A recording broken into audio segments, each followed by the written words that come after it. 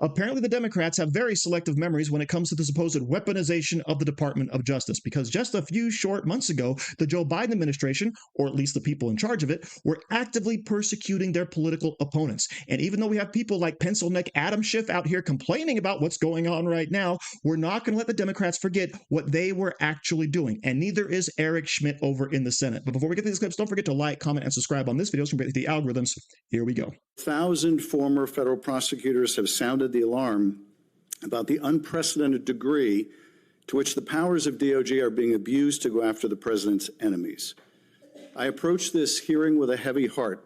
As a former federal prosecutor myself, I served in a department that, whether it was under a Democratic or Republican president, would never use the office to go after the president's enemies or to hide the corruption of his friends. But today, the Justice Department has been used to cover up the possible corruption of the mayor of New York or of a high-level administration official taking $50,000 reportedly in cash in a bag, or a child sex predator who befriended the president and some of his cabinet members. And instead of preventing partisan weaponization, your department has engaged in a brazenly political prosecution at the president's explicit direction. The department has become President Trump's personal sword and shield to go after his ever-growing list of political enemies and to protect himself, his allies, and associates. I have to say, I am struck by the degree of the cognitive dissonance that I hear on the other side. It really is. I mean, I'm used to sort of the political debates and arguing in court and all those sorts of things. But to hear the other side of the dais talk about weaponization is truly shocking, given what we know now. And I thought what I might do is just tell a story. And these are 100% facts. Hillary Clinton, concerned about her email scandal, works with a Soros organization to cook up this Russiagate nonsense. They feed it to the intelligence agencies. And they spy, under Barack Obama's presidency, they spy on the political opponent, the Republican, running against Hillary Clinton. He gets elected. They continue the operation, and they launder this intelligence into stuff that was meant to, by the FBI and the CIA, to sideline a presidency of a duly elected president of the United States of America, to sideline him. And that continued. You heard even some people on this committee further that nonsense for 4 years. And then the FBI is involved with pre-bunking the Hunter Biden laptop story because they didn't want him to get elected again. So they pre-bunked the Hunter Biden laptop story. The American people should have been allowed to make their own judgments from that. They weren't, because the FBI called it a Russian hack and leak operation. They were meeting with social media companies every month and every week, telling them that the laptop that they knew, that they had verified in November of 2019, they knew was real and knew was his, said it was Russian disinformation. And then, after Joe Biden comes in, 3 days in, they start a censorship campaign against the country, anybody who's a conservative. And now we also know that the FBI was weaponized in this Arctic frost investigation that tapped the phones of sitting U.S. senators. And also, the Republican Attorneys General Association, so let's pull in 2 more U.S. senators, Ashley Moody and myself, who were on the executive committee at that time.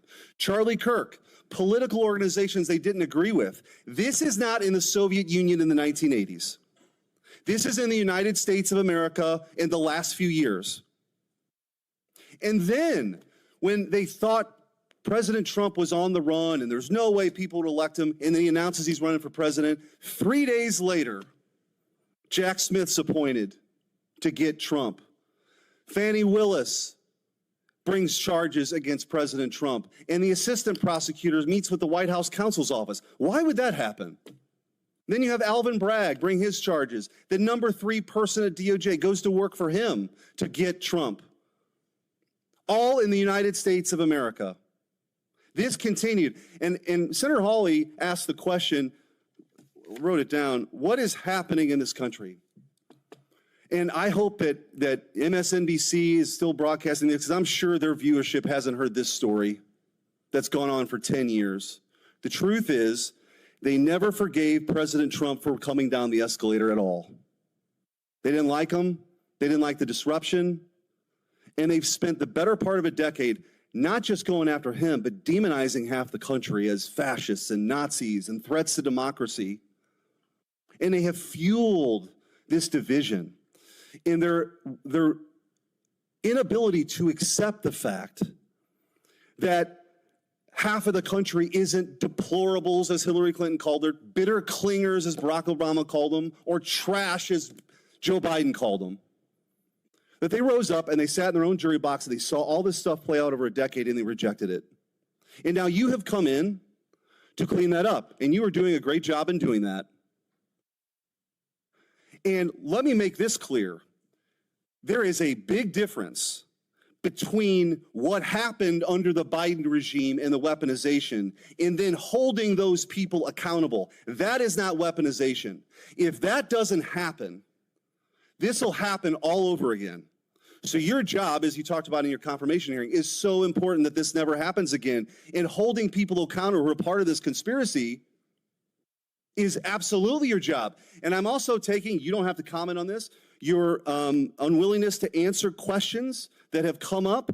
I am led to believe, as a former attorney general, that that might mean there's an ongoing investigation. You don't have to talk about it. The statute of limitations may have run on some of this stuff, but not on a conspiracy. And if you're a co-conspirator in mile marker 1, even if you want to get on the exit ramp in mile marker 5, you are liable for the conspiracy in mile marker 10. So it's actually kind of shocking to hear it put this way, but for about a decade, the federal government has been investigating and trying to nail Donald Trump on something, right? All starting with the Steele dossier, which, by the way, the FBI knew was a bunch of garbage, but they ran with it anyway. But to people like Adam Schiff, oh, that wasn't the weaponization of government because Donald Trump is now trying to seek retribution upon his political enemies. Or is he actually trying to go after the people that wrongfully prosecuted him because he knows they're full of it? He knows they're corrupt. He knows they don't deserve to be anywhere near the powers and levers of government. And let's also not forget that Adam Schiff himself was involved in all of that. Remember when he made up that fake story about the phone call between Trump and Zelensky and then read it at the congressional hearing as if it was true? We all remember that, Adam Schiff. Okay, so don't try to give us your line of garbage. But something interesting that Eric Schmitt actually said, the FBI actually did a pre-bunking job. I love that word, pre-bunking of the Hunter Biden laptop. They knew it was true. They knew it was real. They knew that every single thing on there actually happened. But what did they do instead? Oh, they got together all of the intel officials to say, this is Russian disinformation. Complete out and out lies just to protect Joe Biden's bid for president and, of course, to try to ruin Donald Trump. And speaking of running for president, funny how Jack Smith gets appointed